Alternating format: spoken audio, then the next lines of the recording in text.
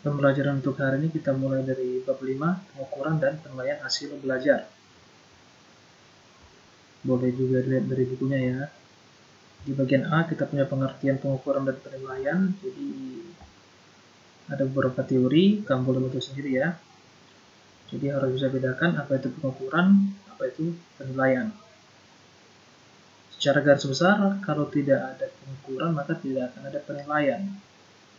Jadi harus mengukur dulu baru bisa kita menilai sesuatu. Sebagaimana judul kita di sini pengukuran dan penilaian hasil belajar, maka nanti akan lebih jauh kita bahas bagaimana cara-cara mengukur dan menilai hasil belajar. Berikut juga metode-metodenya, cara-caranya yang berkaitan dengan pengukuran dan penilaian hasil belajar. Oke.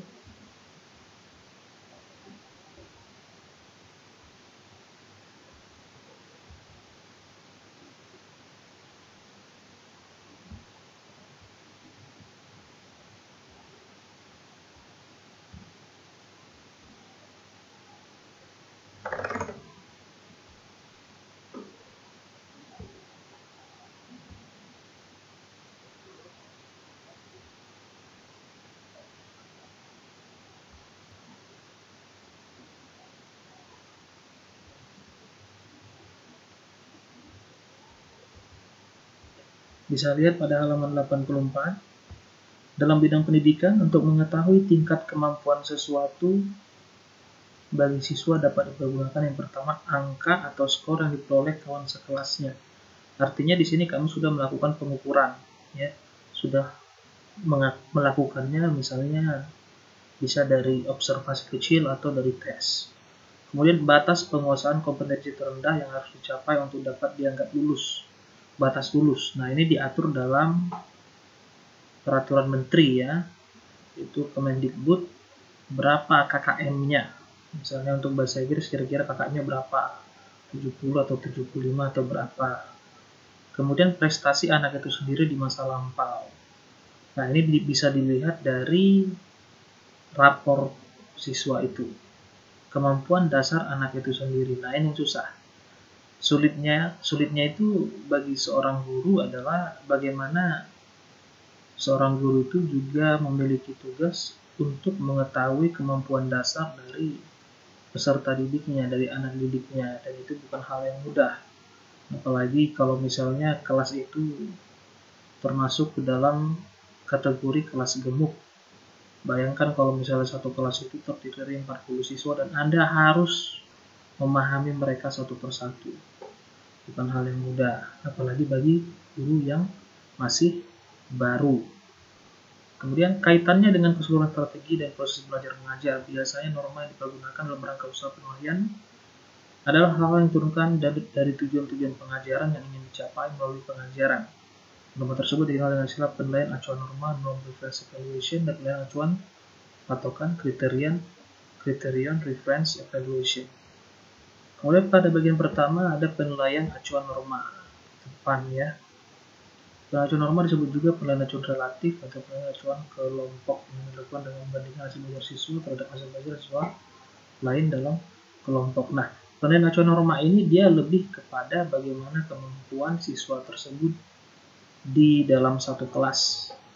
Nah, jadi dari penilaian acuan norma ini Anda bisa kelompokkan, Anda bisa lihat kira-kira siswa mana yang memiliki kemampuan paling baik dalam belajar misalnya kan, dan juga yang mana siswa yang memiliki kesulitan dalam belajar. Nah, jadi ini sangat penting ya. Jadi Anda tidak sembarangan mengajarkan suatu pelajaran gitu. Kemudian ada penilaian acuan patokan.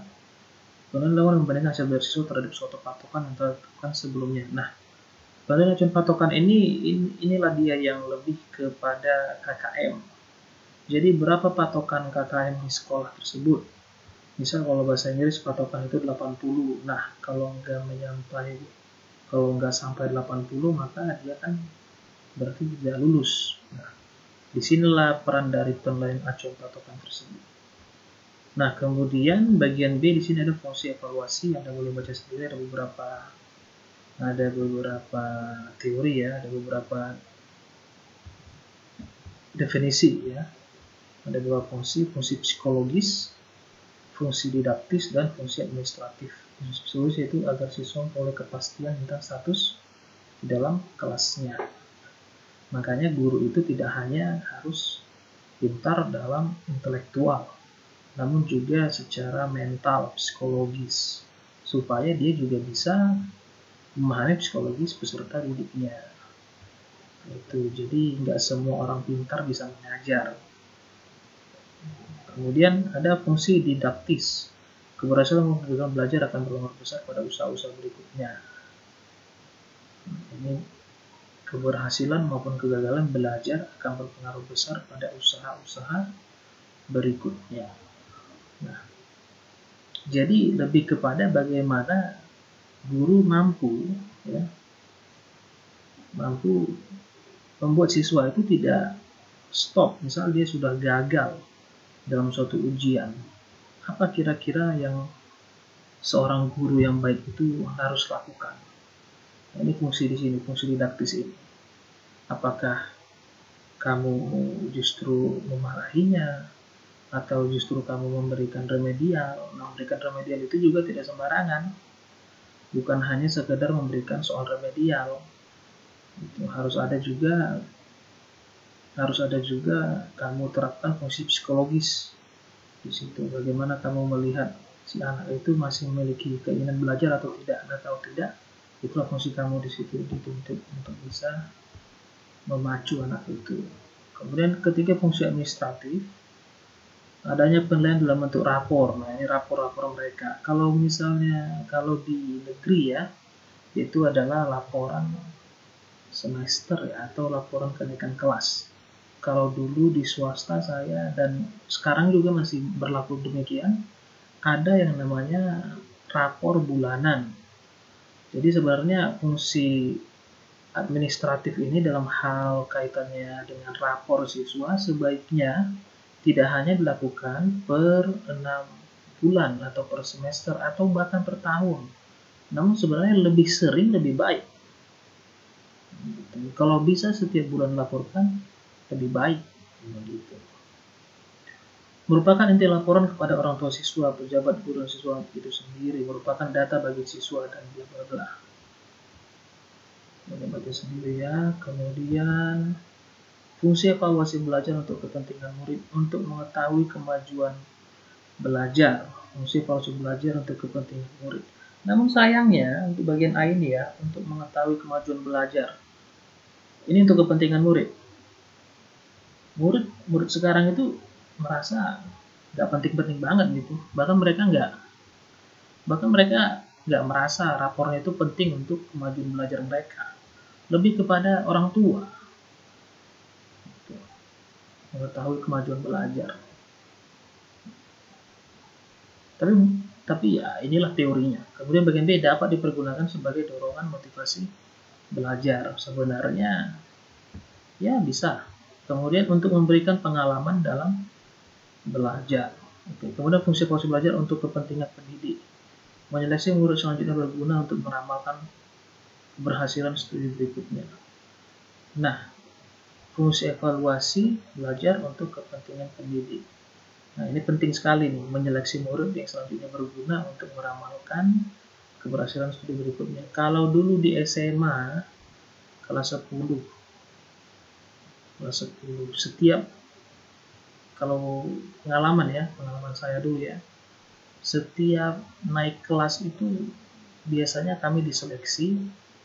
Nah, yang pinter-pinter itu dimasukin kelas plus. Nah, dulu ada namanya kelas plus, ada namanya kelas biasa, nggak tahu sekarang ya. Zaman saya dulu begitu. Nah, jadi siswa-siswa yang dianggap memiliki motivasi belajar tinggi, kemampuan belajar tinggi, gampang menerima pelajaran, nah itu dimasukin ke dalam kelas plus. Nah, positifnya adalah pendidik lebih bisa untuk mengarahkan siswa-siswa tersebut sesuai dengan tujuan belajar yang ingin dicapai. Dan juga lebih mudah Kemudian kalau dari segi negatifnya justru ya, justru biasanya orang awam akan beranggapan kenapa ada perlakuan diskriminatif, walaupun sebenarnya itu karena mereka awam, mereka tidak paham. Lalu kemudian bagian B, untuk mengetahui sebab-sebab kesulitan belajar murid yang selanjutnya berguna untuk memberikan bimbingan belajar kepada murid. Nah, itu juga gunanya salah satu. Kemudian untuk pedoman mengajar. Pedoman mengajar yang bagaimana? Tidak sama cara mengajar kamu di misalnya sekolah, di kelas yang misalnya isinya itu muridnya pintar-pintar semua, dan kelas yang isinya itu siswa yang memiliki kesulitan belajar, sudah pasti berbeda. Nah, itu dia fungsi untuk yang C ini, untuk pedoman mengajar. Jadi nggak sama. Biasanya kamu harus lebih teliti, harus lebih telaten, harus lebih sabar menghadapi siswa-siswa yang memiliki kesulitan belajar dibandingkan daripada yang cepat nangkap. Bagian D, untuk mengetahui ketepatan metode mengajar. Nah, itu tadi yang saya ucapkan ya. Kemudian untuk mendapatkan murid dalam kelas, ranking, penjurusan, kelompok belajar, dan lainnya. Kemudian pada bagian 3, fungsi evaluasi hasil belajar untuk kepentingan organisasi atau lembaga pendidikan. Bertanyakan, ini lebih kepada organisasi atau lembaga pendidikannya. Kira-kira misalnya ada seorang siswa yang lebih memiliki kemampuan dalam suatu mata pelajaran, lalu kemudian diberangkatkan untuk mengikuti Olimpiade Nasional. Lalu kemudian berikut ini akan dikemudikan tujuan kegunaan penilaian menurut Thorndike ya dan Hagen. Pendidikan dapat diadakan adalah pengambilan keputusan yang menyangkut pengajaran, hasil belajar. Ya, masih yang tadi juga ya, masih satu pemahaman. Lalu kemudian kita memiliki sifat evaluasi. Ada beberapa sifat evaluasi. Yang pertama adalah evaluasi tidak langsung atau indirect. Untuk mengetahui bahwa matematika siswa kita dapat secara langsung mengamati karya siswa secara fisik. Nah, lalu bagaimana Anda menerapkan ini?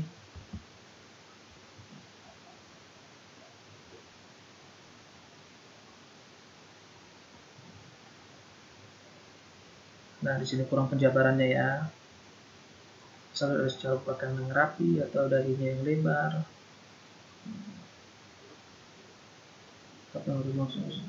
Prosedur proses yang benar tepat sesuai dengan tujuan yang kita kehendaki. Nah, jadi di sini tidak jelaskan bagaimana itu operasi evaluasi tidak langsung itu, indirect itu. Padahal sebenarnya simpel ya, simpelnya begini. Dari evaluasi yang Anda lakukan sehari-hari di kelas, Anda bisa mengarahkan evaluasi itu kepada tujuan yang ingin Anda capai. Jadi misalnya Anda ingin tahu dalam segi bahasa Inggris anak ini lebih dominan ke skill yang mana. Anda berikanlah tes-tes yang mengarah ke 4 skill dalam bahasa Inggris misalnya. Lalu di mana dia paling dominan. Nah, ini termasuk tidak langsung ya, indirect. Lalu bagian kedua di sini kita punya kuantitatif. Kuantitatif ini lebih kepada mengukur secara angka ya, sudah jelas ya kuantitatif. Misal IQ di sini, misalnya IQ 100, kemudian di skor 8, berapa 7 sebagainya. Karena hal tersebut selalu dikatakan maka evaluasi pendidikan bersifat kuantitatif. Jadi lebih kepada angka yang dicapai, walaupun ini belum relevan juga ya, meskipun dia kuantitatif belum relevan juga. Artinya bagaimana Anda mengukur misalnya kemampuan speaking seorang siswa? Tidak bisa diukur dengan angka kan, sebenarnya kan dia hanya memiliki instrumen-instrumen tertentu gitu. Kemudian bagian ketiga relatif, tidak mutlak. Evaluasi unsur relatif, artinya setiap mengadakan penilaian kemungkinan terjadi adanya perubahan atau yang kata lain penilaian tidak selalu sama.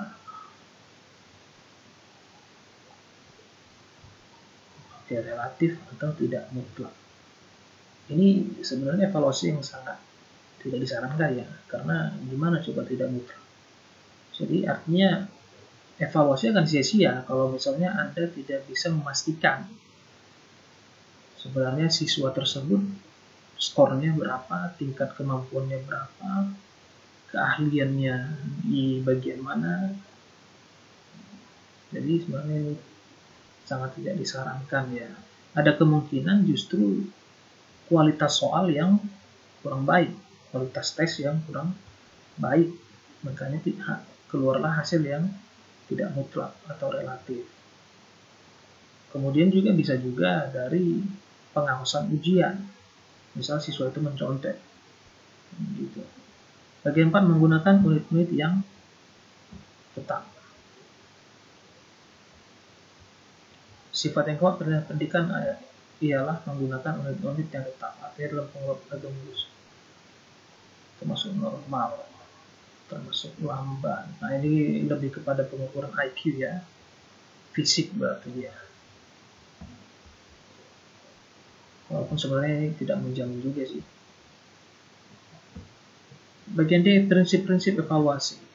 Agar penilaian pendidikan dapat mencapai sasarannya, prinsip-prinsip berikut. Pertama, evaluasi harus dilaksanakan secara kontinu. Ini benar ya. Jadi evaluasi itu harus secara kontinu, artinya berlanjut terus, jangan putus di tengah jalan. Dan juga evaluasi yang diterapkan itu tidak melulu hanya itu saja, hanya pada level-level tersebut saja.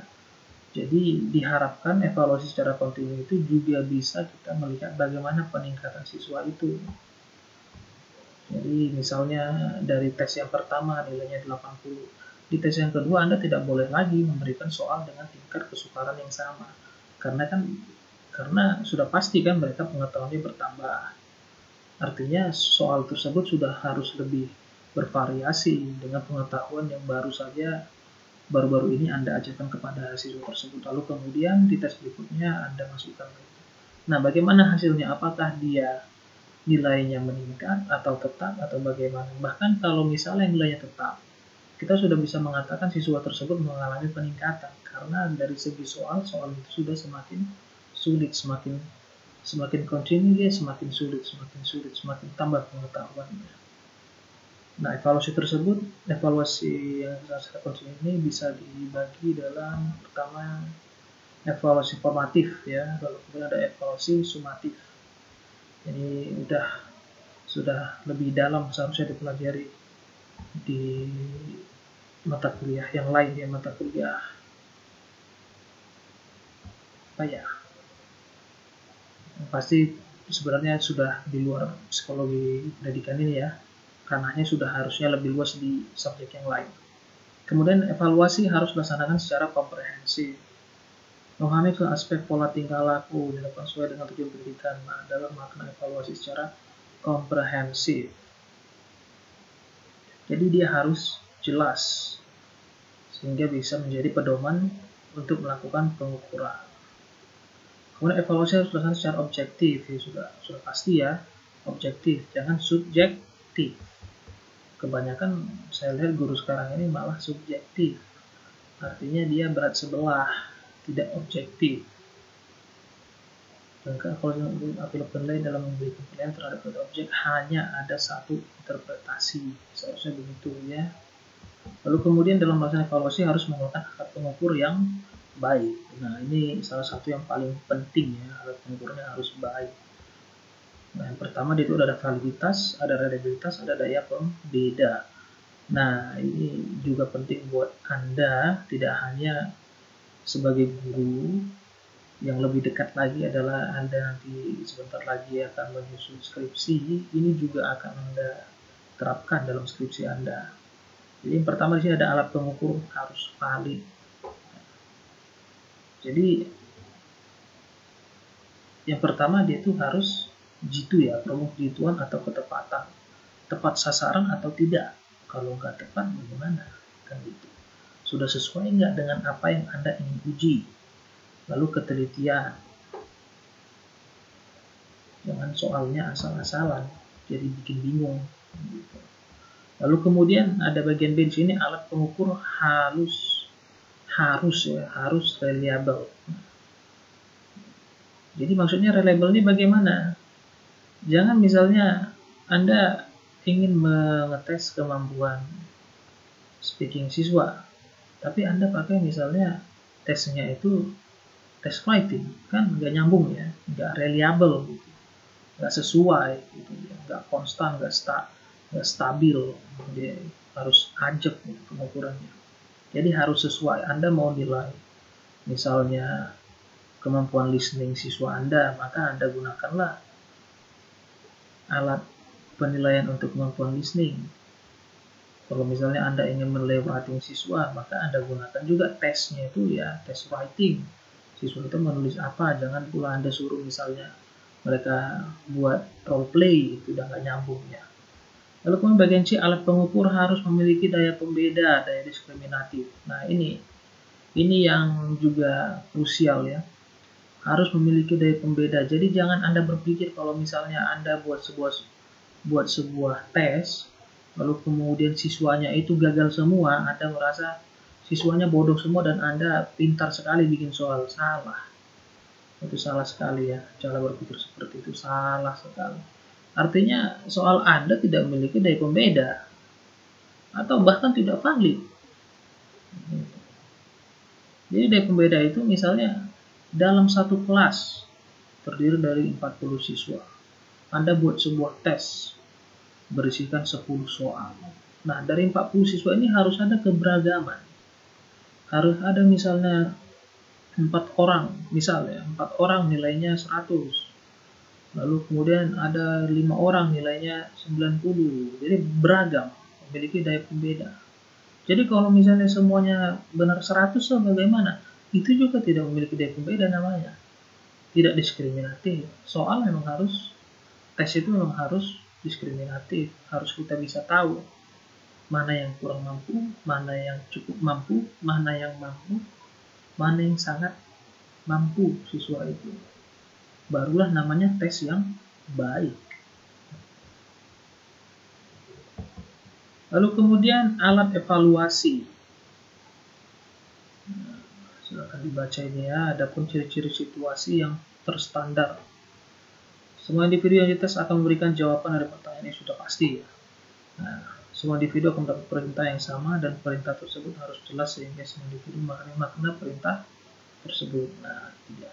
Cara coding terhadap hasil tes harus dibuat seragam sehingga jawaban yang sama akan mendapat skor yang sama. Ini berlaku untuk tes yang sebenarnya sifatnya itu kuantitatif sebenarnya ya. Contoh tes misalnya pilihan berganda. Waktu dan penyelenggaraan tes juga harus seragam ya, sudah pasti. Cara coding terhadap hasil tes harus dibuat seragam sehingga jawaban. Lalu bagaimana kalau misalnya tes itu bentuknya essay? Ada nggak cara codingnya? Ada. Apakah jawaban siswa itu misalnya ada 2 siswa, satu siswa menjawab jawaban itu cuma misalnya 3 baris, 3 kalimat. Satu siswa lagi menjawab misalnya 1 halaman jawabannya, jawaban essay-nya itu. Lalu apakah jawab karena soalnya essay maka jawabannya lebih banyak, dia sudah pasti lebih benar daripada yang jawabannya sedikit? Belum tentu. Lalu bagaimana sebaliknya? Belum tentu juga sebaliknya. Apakah dia memenuhi persyaratan jawaban yang diminta dari tes tersebut? Nah, itu dia cara codingnya itu. Itu maksudnya cara codingnya. Ditanya A, dia jawab. Misalnya dia tanya tentang bagaimana 5 tambah 5 misalnya. Dia tanya 5 tambah 5. Jawabnya 10. Singkat kan? Ada yang jawab 5 tambah 5 sama dengan. Dipanjangin ini sampai ke bawah. Tapi ujung-ujungnya jawabannya 2. Kacau kan? Jadi walaupun panjang belum tentu benar. Jadi apakah dia sudah sesuai dengan apa yang diminta dari soal tersebut? Dan memang nggak mudah menilai soal essay. Jauh lebih mudah itu soal yang bersifat kuantitatif, yang berganda, melengkapi, gitu. Oke. Nah, di sini ada kacau ya diagram alat evaluasinya. Oke. Yang pertama ada non-test, ada test. Non-test dia lebih kepada deskriptif ya.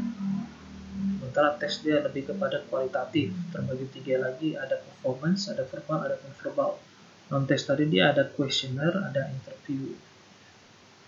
Lalu kemudian verbal pun terbagi lagi, dia ada written, ada oral. Written itu dia yang tertulis ya, yang oral dia lebih kepada prakteknya. Sebenarnya performance ini dia bisa juga ke praktek, tapi berbeda dengan verbal. Kemudian ada non-verbal, ini jarang sekali kita gunakan. Nah, written dia terbagi lagi, ada essay. Nah, untuk lebih jelasnya di sini juga sudah ada penjelasannya. Disajikan keterangan khususnya evaluasi jenis tes. Tes merupakan prosedur atau alat digunakan untuk mengetahui atau mengukur sesuatu dalam suasana yang telah ditentukan. Ya. Performance test, tes dalam bentuk perbuatan atau tindakan tertentu. Ditugasi untuk melakukan perbuatan atau tindakan tertentu seperti memasukkan oleh tester. Contohnya tes keterampilan mengetik, menari, menggambar, dan keterampilan dalam bidang olahraga. Nah, ini dia tidak bisa kuantitatif penilaiannya ya. Contoh ini menggambar ini. Apalagi kalau menggambar tanpa topik tertentu. Yang salah apanya? Soalnya. Kenapa nggak tentukan topiknya? Kemudian ada verbal test. Tes yang jawabannya dapat dari tes itu berupa uraian dalam bentuk bahasa. Jawaban respon tersebut dapat dinyatakan dalam bentuk bahasa yang diucapkan atau ada pula dinyatakan dalam bentuk bahasa tertulis. Lalu kemudian ada non-verbal, tes dalam bentuk bahasa isyarat gerakan tertentu. Misal tes dalam sekolah luar biasa, nah ini di SLD non-verbal ini ya. Lalu kemudian ada essay test, nah ini subjektif, tidak objektif. Subjektif, essay test. Kurang baik sebenarnya essay test ini ya. Kadang justru menimbulkan polemik essay test ini, karena dia tidak objektif. Lalu kemudian objective test, tes yang disusun dengan rupa, nah ini sudah pasti. Supply test, ada short answer. Lalu kemudian ada completion test, melengkapi. Ya. Lalu kemudian ada tes pilihan, true false, matching test, multiple choice, analogi, rearrangement, mention kembali. Jadi tes itu ada banyak jenisnya. Jadi Anda nanti ketika menjadi guru jangan melulu itu aja tesnya, boleh dibuat beragam supaya siswa juga tidak bosan. Apalagi anak-anak sekarang kan milenial harus lebih kreatif, karena anak-anak yang ada di Dikbud nanti sebenarnya sudah jauh lebih kreatif dibandingkan Anda. Jadi bagaimana membuat tes itu supaya tidak membosankan? Masa dibagi aja soalnya udah membosankan kan, ribet begitu. Oke.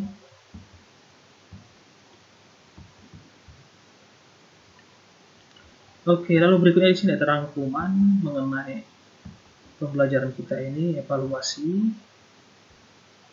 Ini boleh dibaca sendiri. Kemudian di sini kita punya tugas. Saya mau Anda kerjakan bagian satu saja ya. Tugas dan latihan kerjakan bagian satu saja. Diskusikan dalam kelompok kecil 3-4 orang topik berikut. Pentingnya hasil belajar Anda itu dinilai. Usaha-usaha agar evaluasi belajar tepat mengenai sasarannya. Nah, saya mau sesuai ya ini ya, 3-4 orang kelompok kecil. Buatlah sebuah kelompok 3-4 orang. Nah, jadi setelah Anda buat kelompok Anda, saya mau Anda diskusikan melalui Zoom atau melalui Skype. Lalu kemudian hasil diskusi Anda itu, selama diskusi Anda rekam. Setelah Anda rekam, upload ke Facebook, tag Facebook saya. Oke, nah apa yang Anda diskusikan di situ? Ada dua di sini. Yang pertama adalah pentingnya hasil belajar anak didik itu dinilai. Nah, diskusikan, kira-kira apa pentingnya? Apakah benar-benar penting? Kalaupun penting, untuk apa kira-kira? Lalu kemudian bagian B di sini usaha-usaha agar evaluasi hasil belajar tepat mengenai sasaran. Nah, ini yang lebih dalam lagi Anda diskusikan. Kira-kira usaha apa yang bisa Anda berikan supaya evaluasi hasil belajar itu tepat mengenai sasarannya. Jadi coba Anda tentukan dulu, misal sasarannya itu apa. Lalu bagaimana kira-kira usaha Anda supaya evaluasi itu mengenai sasarannya. Evaluasi jenis apa yang akan Anda lakukan? Misalnya, ya diskusikanlah itu. Tentukan dari 3 dan 4 orang itu kira-kira nanti, nggak usah. 3-4 orang itu harus aktif semua ya, harus benar-benar diskusi. Lalu kemudian di akhir diskusi mohon dibacakan hasil dari diskusinya, seperti dinotulenkan gitu ya. Jadi kesimpulan dari diskusi kami adalah bla bla bla bla bla bla bla misalnya. Oke, jadi Anda diskusikan melalui Zoom atau melalui Skype atau dari media sosial lainnya yang mendukung Meet ya. Lalu kemudian selama diskusi Anda rekam, lalu uploadlah ke Facebook, tag Facebook saya, tandai Facebook saya supaya saya bisa lihat. Oke, kemudian saya sarankan Skype ya, biar bisa langsung record. Dia punya fungsi record langsung di situ. Saya kurang tahu di Zoom karena saya jarang pakai. Tapi kalaupun ada ya bagus juga, gitu ya. Oke, tugas ini Anda langsung kerjakan sekarang. Ya, kumpulkan paling lama ya hari ini. Hari ini juga, jangan sampai besok. Jadi uploadnya langsung selesai Anda diskusikan langsung upload gitu ya. Oke, thank you, that's all for today. Itu aja untuk hari ini. Jika Anda punya pertanyaan boleh langsung tanya saya ya. Siapa tahu kurang jelas mengenai tugasnya atau ada yang kurang jelas mengenai evaluasi atau alat evaluasinya atau penilaiannya bagaimana, boleh ditanya langsung. Oke, terima kasih.